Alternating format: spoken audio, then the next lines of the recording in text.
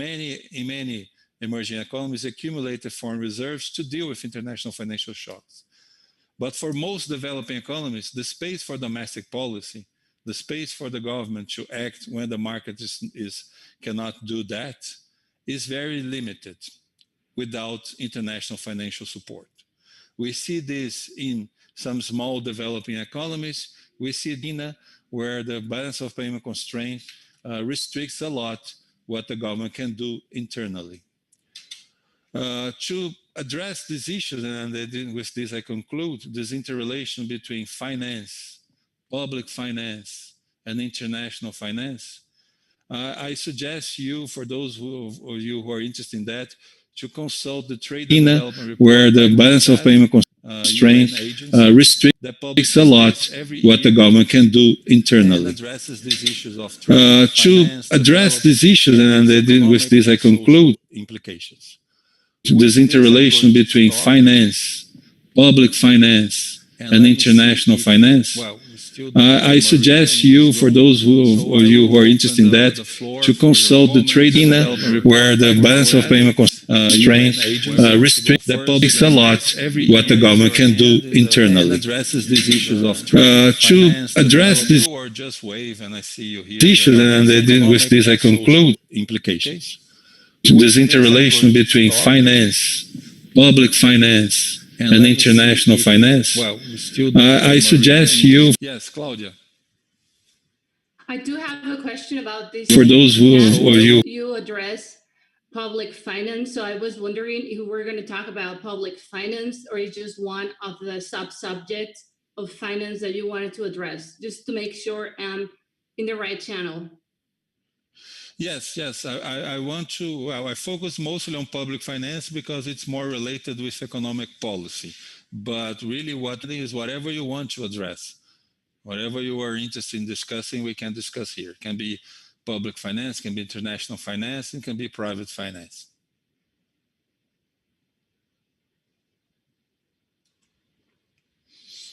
And from what I got, I'm sorry because I have to act as moderator as well, and I was not supposed to do that.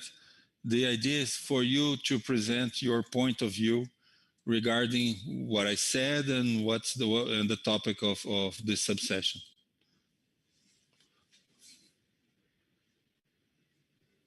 Yes, Andrea. Hello, everybody, and thank you. I have a question. Don't you think that the level that the situation has reached financially now is nearly a virtualization of the transmission, in the sense that we know that since at least 20 years, central banks have been injecting a lot of money in the system. And this money has not transmitted into inflation, or very little.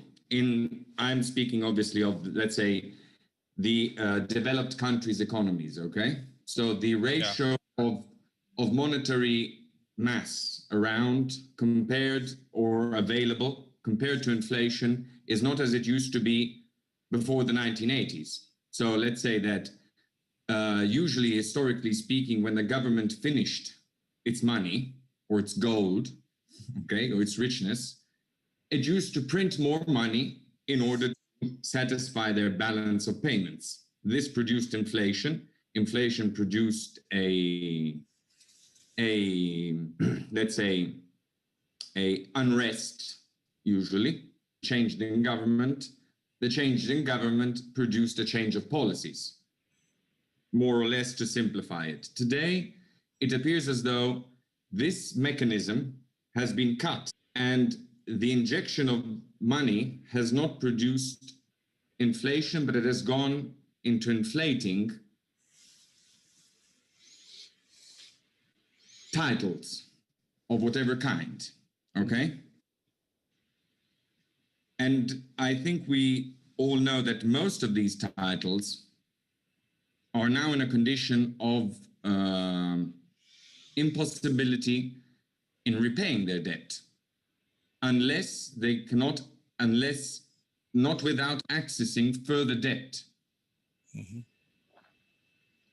So it appears as though finance has, in a way, betrayed its scope, its final scope. In my opinion, the final scope of savings and transforming them, only finance can do this. Only banks can do this. So big projects that require all the community can only be financed through the collection of the common savings of that community. But instead of doing this, they fuel titles, which are not material. And they do not produce the effect of inflation because the monies that are pumped in are not then put into the real world. How does this impact, in your opinion, come out of this problem? Because I think, from what I can manage to see, this is one of the main problems we have. So on one hand, we have the stability of this financial system, without which many companies would go bankrupt, and so loss of jobs, etc. But on the other hand, we need to start moving the money that is put in these titles into the real world, in work. So just a quick answer, because then I'm going to pass to Claudia. I think you're correct. Finance is not delivering what it has promised or what's expected from finance. The real question is here, finance can be viewed as a way of transferring savings from one side to the other, but in the modern world, finance really creates purchasing power. It can create credit and money from nothing. And what has been happening now is that this has been done, but it's part of the solution. When you pump liquidity into the system, you avoid the liquidity crisis, you avoid a financial crisis or a bank run, but you don't necessarily create growth. You don't necessarily create income and employment. So what has been happening, I agree with you, most of this purchasing power that has been created has been directed to inflate some asset prices, but not necessarily to raise spending by the private or the public sector. And when you make a loan, when you buy a debt, what you're doing is of payment based on future income. You're going to have a problem. And the problem that we have now in many countries of the world, there's no expectation of future income growth. So people, they get the whatever balances they have, those who are able to get there, they usually park that in safe assets, driving up the price of those assets without repercussions on economic activity. So you have to have some mechanism to generate growth together with the financial support. Financial support only by itself is not going to solve the problem. Somebody has to lead the way out to recovery. It can be the private market, especially in small open economies. Exports used to do that, but they're not doing that right now. People from Latin America knows the importance of China in the first decade of this century in terms of pulling growth everywhere in the region. But now we don't see that. In the private sector, firms do not have high growth expectations. Families are in debt or face. So that's where something else must come. In the past, this was usually done by wars. Thanks God, that's not possible right now. So we have to find the equivalent and more superior progressive way of generating growth without generating destruction. Maybe this environmental agenda may do that. A lot of people are betting that in a way of transforming the economy, doing new investments. You raise your hand. Yes, addressing creating value and not just inflating that value. I was wondering, I'm going to change a little bit from macroeconomics to microeconomics. Yeah. I've been a professor of microeconomics, macroeconomics, and it's been very hard for me. Like the two main challenges that I think I face are first, to teach students that maximizing profit is not the main goal, because every single economic book, it's based on that. Yeah. And so for me, at least, it was hard. And that's one of the questions I have regarding education. How are we educating these students, but not just the students, but ourselves too, to not looking for this maximizing profit, because I think one of the main reasons why finance has been inflating is because of this. The root is we want maximized profit. We all want income, and we all want income not in a very we don't want a long run income. We want income right now, because obviously we want to maximize profit as well.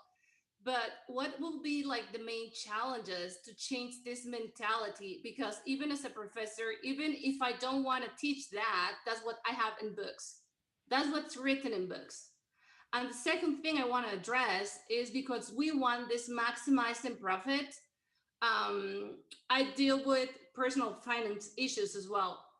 And I realize that have gone through really, really high debts, like really high. You wouldn't ever expect a person to be willing to get this debt as well. So what I dealt with them, it's that there is a lack of education. First, finance education, because they don't know how to read the interest rate they're going to be charged. That's the one thing that I realized. None of them know. And the second thing is that they usually get a credit for consumption, not for production, mainly. So that's how they get into a financial system that doesn't help them to grow and to produce. So the finance, it's just, it's just for consumption. Like the main financial system, and I'm talking about not maybe commercial banks. I'm just leaving them out. Because at least in Mexico, half of the population don't have access to them. So, but even them, even those banks, even commercial banks, they offer credits to people who won't ever be able to pay for them, mainly because they're using for consumption. So I think another issue that comes to me is that what are they trying to fulfill consumer? Because when I ask them, what do you buy with car? Like watch, like things that you say, yeah, well, why do you need it? I mean, we all need a car, but if you don't have a job, why would you need a car? Or why would you get a car as a huge debt? So for me, the other point to address will be, why are we just facing this consumption, even if we don't have a job, and we just think that credit is going to pay for itself? We don't have this. I'm not sure it's just like formal education, knowing what finance is, knowing what interest rates are, and knowing what income and expenses give us, I don't know, maybe some savings or whatever. I think it goes deeper. It goes deeper to a community that becomes countries that we just look at consumption. And I'm very afraid that people I talk, right now, the crisis, at least in Mexico, the crisis is quite bad. 2018 GDP until 2024. So it's worse than a lot of countries. But anyway, so because of the crisis, they won't be able to pay the debt, that even without the crisis, they wouldn't be able to pay the debt. So this leads us to a macro level. The country is in debt, but I think the root is this, that we want to consume things, but we are not aware. And how do we educate people to produce things, not just consume them? I don't know if I explained myself correctly, because I brought a few topics. Okay. No, I think you brought interesting questions. First, on the teaching. Yes, that's why I started with the issue of micro and macro finance, because when you go to microfinance, it's almost like engineering. You take everything as fixed, and then you calculate what's the best choice for the firm or the consumer or whatever. And I think what we have to do, we have to teach people how to manage their finances individually, obviously, but we also have to teach people what their implications of their actions in a systemic way. And I think that's where most of the material that we use right now fails, because it doesn't address the systemic implications of this financial operations at the individual or the firm level. But on a more moral or practical guide, you should not expect an individual to act in a way to stabilize his or her role. It's not his or her concern There are institutions that were created to do that. Central banks, the financial regulators, the treasury, that should act to stabilize the system, to deal with the systemic events. And I think part of what we have been seeing in the recent decades is also that there was some retreat of the proper regulation or especially of public interest in managing the systemic effects of individual financial decisions. This was done well in the past, but somehow it broke down in recent years. And on the focus on consumption, development includes more access to finance. To be developed means to be have access to credit. But what usually happens if you just just expand credit in a very unequal society that is stagnant, is that credit substituted wages. So it's like a bargain with the devil, if you will. If you don't pay good wages to people, but you let them go into debt. So temporarily they will maintain a consumption level, but eventually they will have to consolidate. And I think this happens. We saw that in the US during the Sub-American, very unequal economies. This is very important. It's an area for trouble because we live also in very unequal societies. So if a family has access to credit to buy, say, a special consumer good, or you have something that is perceived as a signal of your wealth or your capabilities, in a very unequal society, people do that. They get into that to buy the latest cell phone, to improve their car, because there's a sign of social status, if you will. And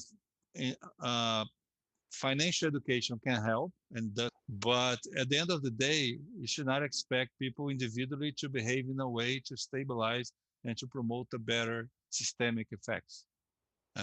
Regulation and public institutions should do that. And there lies the main challenge that we face in this area.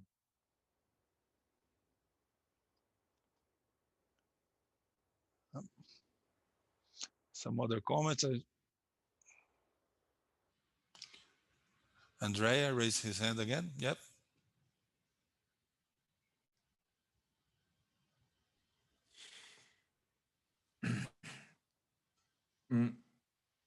I think that the main point of how people get organized in communities is law. There are many laws that have changed voluntarily. I think politicians have changed the laws to take up consent and power. It is easy to give people what they want. It's a very easy way to go to power today. Then, when time passes, this is lost. So you have two ways. Or you correct what you've done the first day, or you double it up and go and proceed on this manner. I think we have been doubling up from a long time.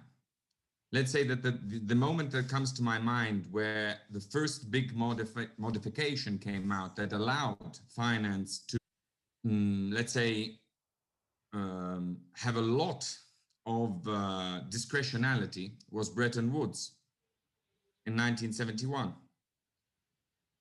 When you eliminate the need of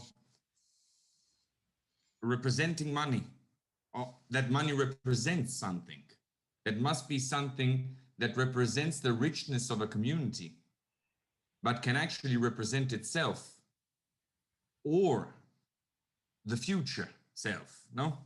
In the sense that, or a hypothesis, it's easier to play around, especially when the world interconnects, so that the capacity of one country depends from the lending of another, no? And this we've done systematically. I mean, after 1929, many rules were put, and even in 1929, probably the people who adversed the kind of speculation that finance had become, did not manage to put all the rules that they wanted to put, because there are people that do not want this. And this must be faced, in the sense that today I believe that the only way of changing the matter is changing the people, managing to find somebody that prefers the common good to his own good, to his own survival, political survival, if you wish, which is, at least in my country I speak, is mainly bought. I lend you money. It's not important, as long as you vote, substantially speaking, or as long as you prefer that the status quo remains as it is. Since 1929, most of the rules that curtailed the capacity of an institution, of discretionality, of an institution, or discretionality of the people of power, have been taken away. So you can do, I apologize because, well, my mother tongue is Italian, so some things, some technical things, I really don't know how to express them in English. They do not come to my mind immediately, but let me see if I can write it in Italian, and surely Spanish and Portuguese friends can help me out with the translation.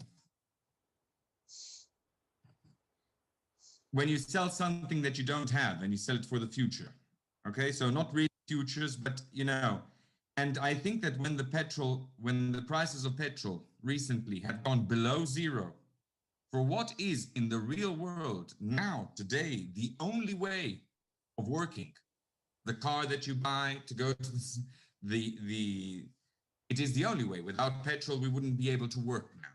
How can such an important good, which is usually liaised to capacity of economic growth, because it puts down the pavement of costs of any other activity, how can it go below zero? Possible, if not through a speculation or let's call it financial creativity, in the sense that people buy and sell things they really don't have and do not even exist, probably. And nobody puts a law to curtail this. In Italy, when the COVID hit, there has been a period where this kind of attitude of selling futures, and I'm not really saying futures, but to sell things you do not have today, okay, has been forbidden. Short selling. Short selling. Thank you. Was forbidden for 3 weeks to stabilize the Italian market of okay, because otherwise people would have started speculating too much, and this would have had obviously a catastrophic effect on the stability of the country. Okay, now the question is, if we start from finance, do we really start where the problem is, or should we start from politics? Because there's many, we all know that there are many even very big corporations. So big corporations these days act nearly as a central bank, or theoretically have the power to do so. So when they don't pay taxes, when they're allowed through legal loopholes to accumulate an amount of money that can actually change the whole system, the parameters of the whole system. I mean, the growth in the United States of the last 2 years of the stock market has been done by buybacks coming from,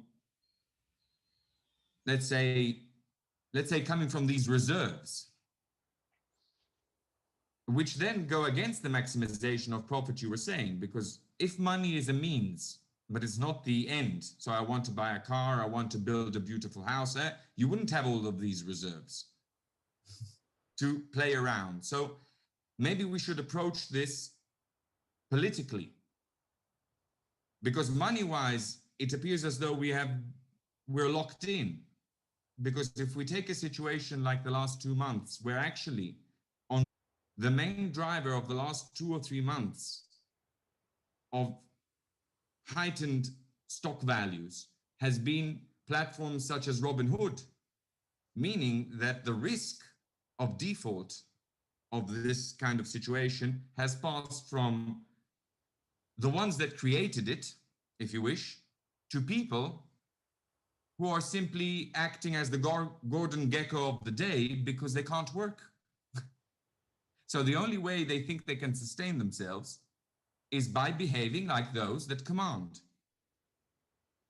And in this lock-in situation, we do not have valves to manage the finance. We do not have ways, let's say, pressure valves to play with, in a way.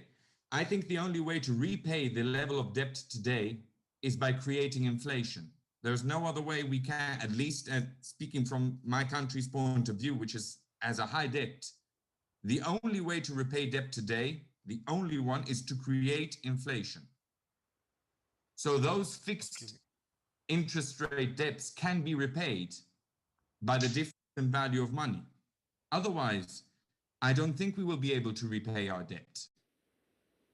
And which I believe is the main reason behind the fact that people are pushed to consume. They're pushed to consume today because we need cash flow to keep the balance of payments. So if I don't immediately put my money back where the people that lent it to me gave it, or immediately consume and re-put the money in circle, somebody is not going to be able to pay his debt. So if I save money, I default the system substantially. So maybe we should approach it from defining the laws of this matter. So what is forbidden is the point. What should we forbid? What should we make out of the rule of law in order to create this kind of situation? Today we have a taxation where 20%, at least in my country, and then they tax me 45%. What has this got to do with growth? What has this got to do with reality? It's normal that a common person will say, if I have 10 euros, where should I put them? In my job or in a capital gain? I'll put them in a capital gain, because if I put them in a capital gain, I'll just simply earn more money. I can pay things. I mean, it's my survival. So it's normal to do so. So there is a will by the dominating class, so the one that writes the rules, in favor. Okay, thank you. Well, we have here now the sign that we are going to return. Let me just react to, I think, again, I agree with what you said. Just to be brief, the Bretton Woods and all the reconstruction that came after World War II, one of their particular worries were actually to tame finance, to control finance, because unregulated finance was perceived correctly as one of the sources of the crisis that led to the problems. And now I see Pablo here. And the problem that we face, just to address in terms of political side, everything's political. So the solution will have to come from politics. As that the usual saying goes, that people say that wars are too important to be left to the military, finance is too important to be left only to financial experts. At the end of the day, society must create the rules, say what's allowed, what is not allowed. Difficulty that we have today is that everything is interconnected through globalization.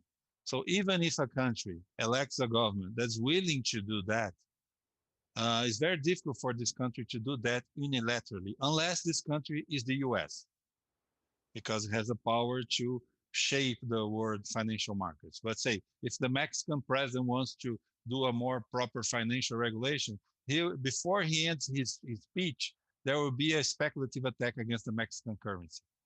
The same holds for Italy, the same holds for Brazil, the same holds for many countries in the world. That's why in our generation, in this century, the solution is political and global. And that's the main difficulty, and that's why this initiative by Pope Francis is very important, to draw this international discussion, because now we have to get to reform and improve the system in a way. And in this effort, not all countries are equal. I think the US and Europe has much more power. If they're willing to move in some direction, the rest of the world will probably move in that direction as well. And as you said, in terms of taxation as well, we have been seeing in the last 40 years a period of financial liberalization and what I call wage suppression. You liberalize financial markets, so the rates of return of capital, financial capital, got higher, but at the same time, you you reduce the bargaining power of workers. And that's why debt substituted wages in many areas of the world. David wants to talk, and we are on a limited time. So David, please. David, sorry. Yeah, just to shaping some questions, linking education, political.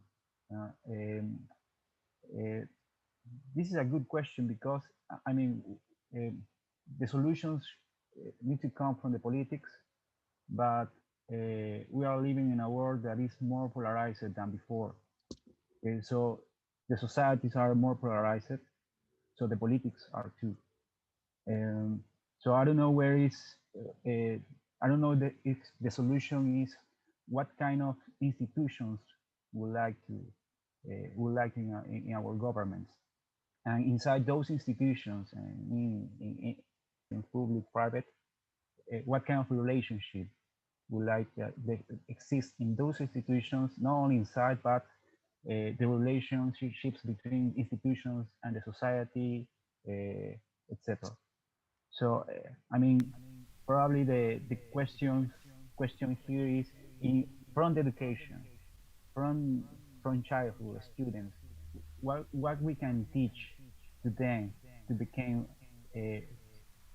persons that can contribute, collaborate with a better institution.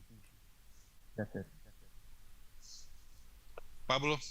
Yes, thank you, Nelson, for your session. Thank you very much. While you discuss this last question, I'm going to invite you to enter to this link that I'm sharing on the chat for you to share your feelings and share your ideas and share all things that happened to you during the session. Probably to put some experiences and names and faces on those words. This is a shared tablet, so everyone from all the sessions will be writing in the same time.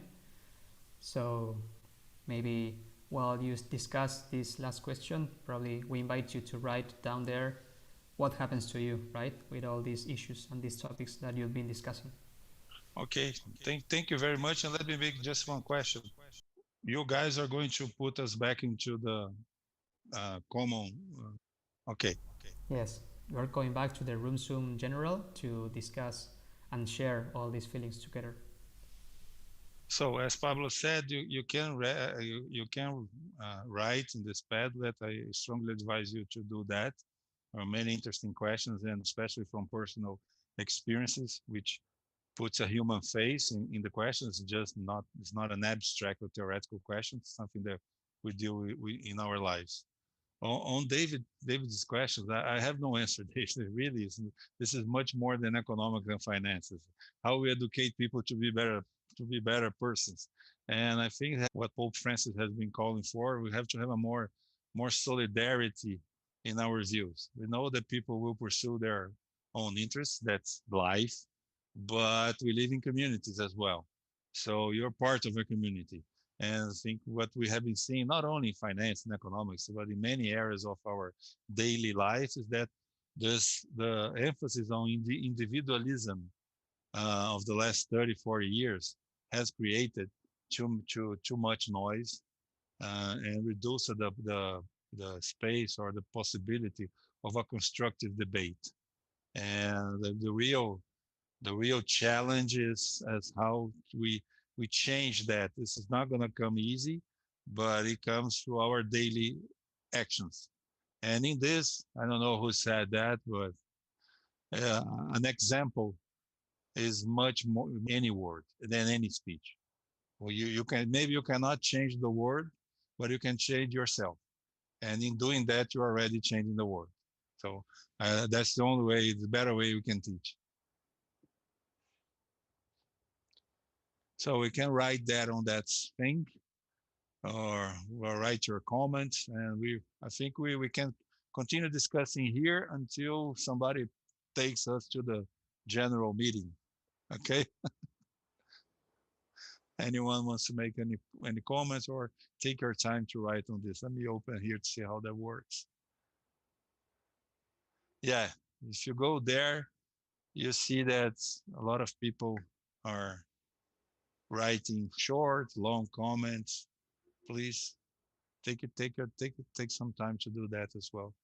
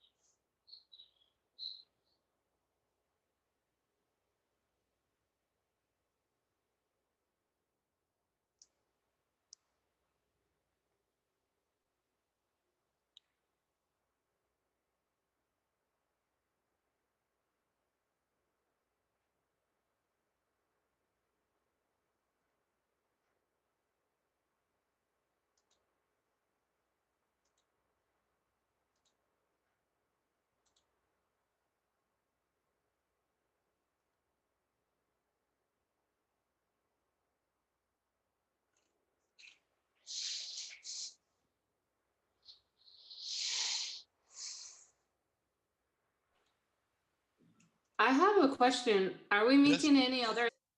I think we are moving. I think there's going to be a conclusion now. Let me check here the program. I think they have 5 minutes for you guys writing your comments, and then we go back to the general thing. There's going to be an ending by Rob Johnson and some first people from scholars and maybe from the Vatican as well. Something like 10 minutes at most. Okay, and that's the only meeting we're having, right? Yeah, I think from my schedule, that was, I think there are other meetings in this event, but I don't know what's the link. Okay, thank you.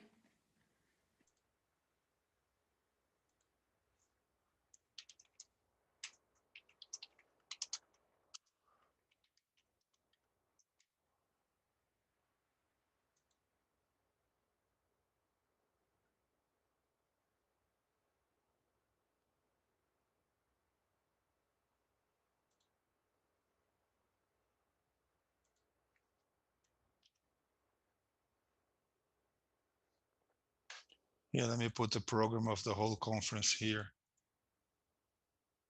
Yeah, now they're inviting us to go back there. So let's go there. Bye.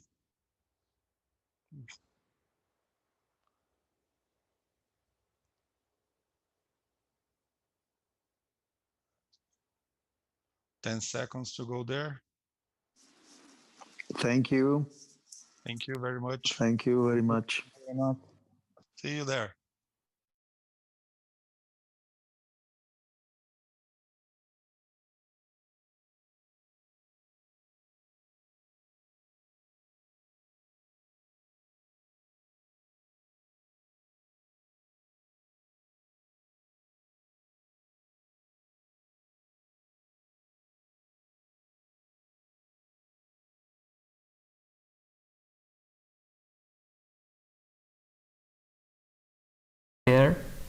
to share our ideas, the things that you've been reading, the conclusions, and discuss about how this goes on.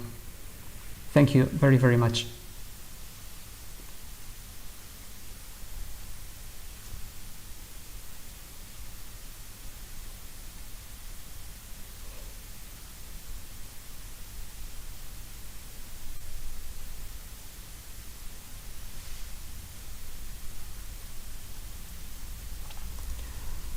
For those that are just arriving to the plenary, I'll with the Zoom link. So right here on the chat, you'll find a new link to click on and gather all around together in this new session to share the conclusions, the ideas, the experiences, and everything that happened during the session. So thank you very, very much.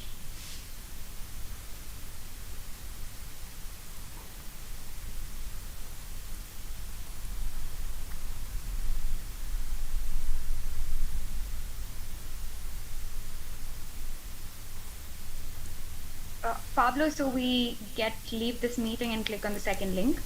Yes, exactly. You should all leave this meeting and click on the link that I shared on the chat, and we're going to meet all together right there to share the conclusions. Thank you very much.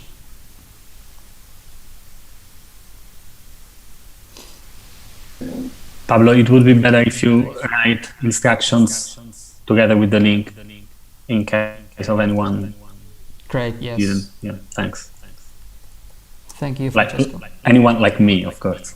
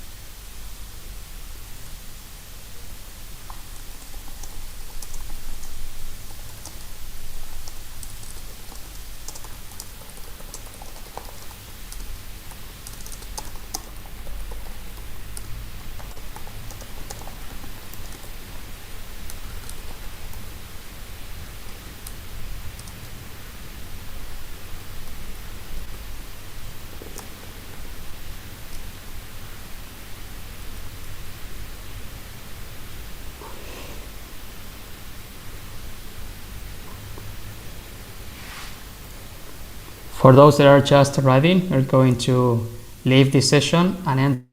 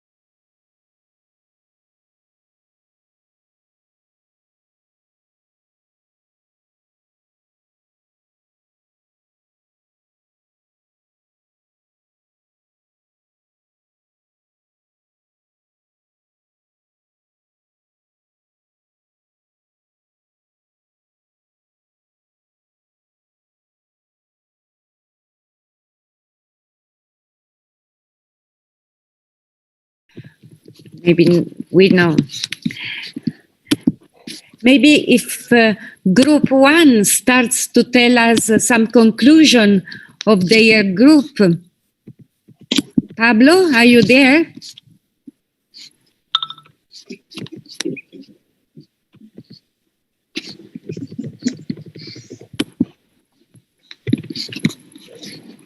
Okay, we are 100.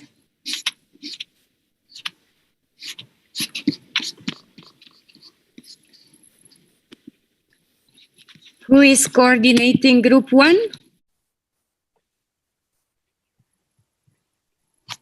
I am the moderator, but I am ready to share some ideas from the group if you want. Yeah.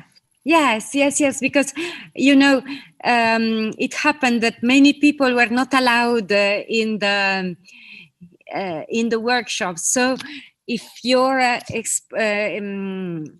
conclusion can also resume a little bit the kind of work you have been doing together. So because some people have just joined and we made a sharing of our experience, but in fact we didn't take part in the workshop. Yes, I'm trying to be brief. We had an introductory talk by Michael Spence, which was very clear, very illuminating about the issues of globalization, which is a very complex topic and which has had advantages and benefits for parts of the world, but also has had disadvantages for other people, especially in developed economies, affecting the equality and also the standard of living of the middle classes.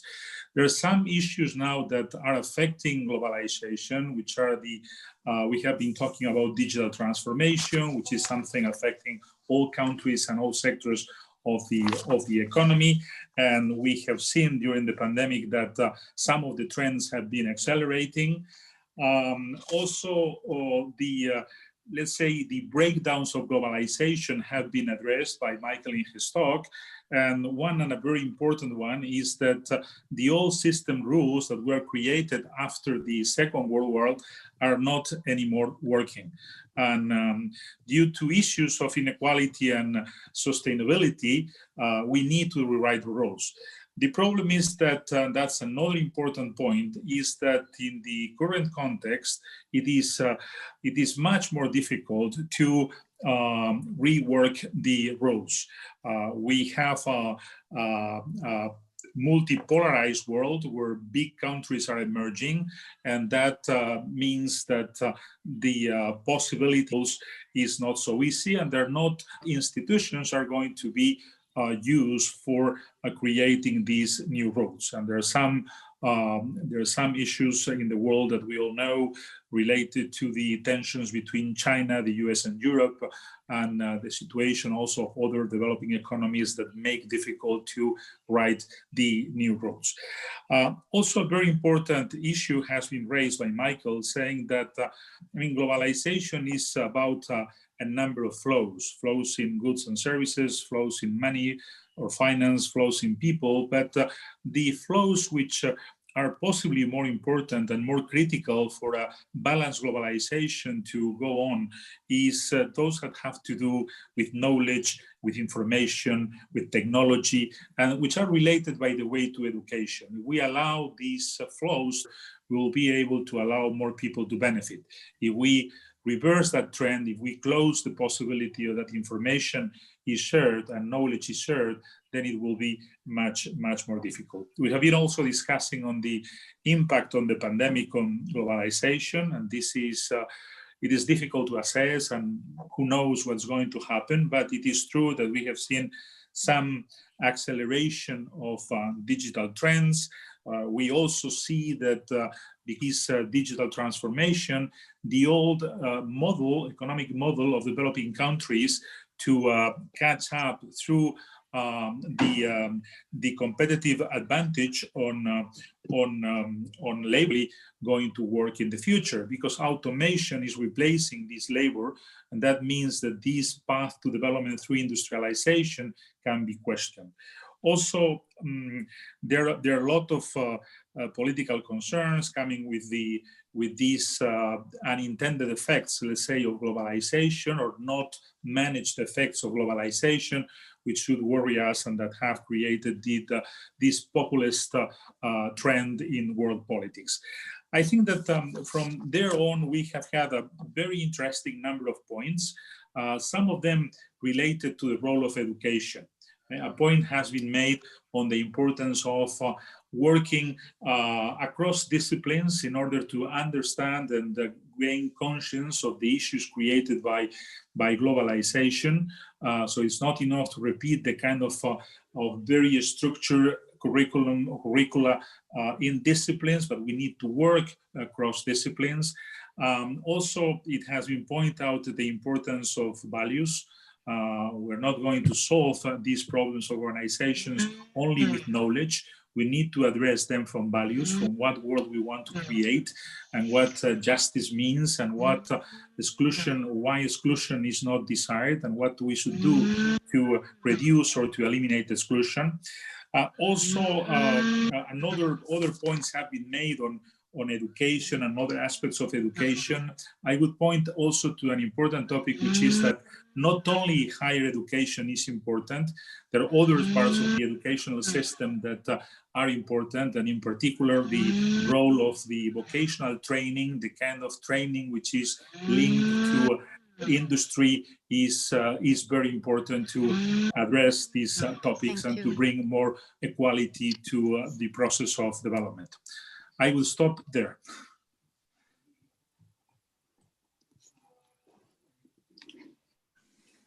Hi, maybe we could share the Padlet, see some of the commentaries, because it will take a lot of time if we if we see all the conclusions of the workshop. But we see, let's see. The ecological conversion of our consumption habits matters. Education is extremely important. We see inclusive economy. The key is education, experience, and frugal consumption. We should educate children so that they know from an early age what economics is and how it affects the whole world. It is important to teach them to respect physical work, to respect the world around them in every aspect. There is also the importance of education in different levels, firms, institutions, customers, education to ensure that each person is considered.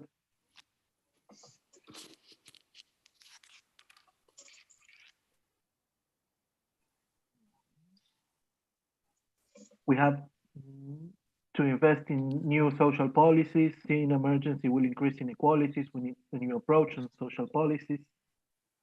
Inequality leads to a more consumerist, materialist culture people by things to prove their wealth and status. And some share, what do I feel, desire and strong willing to take action, spread news, share ideas and hopes, and try to move things on together. We see there has been a lot of different experience, perspectives, and we will send you the link for all of you to see these remarks. But now we would like to invite for some last remarks to Enrique Palmeiro, Global Director of Escolas Ocurrentes Pontifical Foundation, as well as Dr. Rob Johnson, President of the Institute for New Economic Thinking, and also Beatrice Cerrino, Senior Coordinator of the Life and Lifestyle Village and representative of the Central Organization of the Economy of Francisco, the three institutions that invited us today to this session. So please, could you start, Enrio? The floor is yours.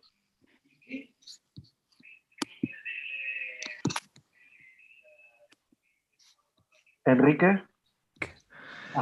Simplemente decir gracias a de Francisco, gracias a AINET por colaborar con la iniciativa, a los pedagogos de escuelas y a cada una de los jóvenes participantes por mostrar, por lo que pensaron, por lo que escribieron allí en el Padlet, mostrar que una economía como la que sueña el Papa Francisco en Fratelli Tutti es posible, con los seres humanos en el centro, con la felicidad humana, respetando y cuidando la casa común, podemos vivir juntos.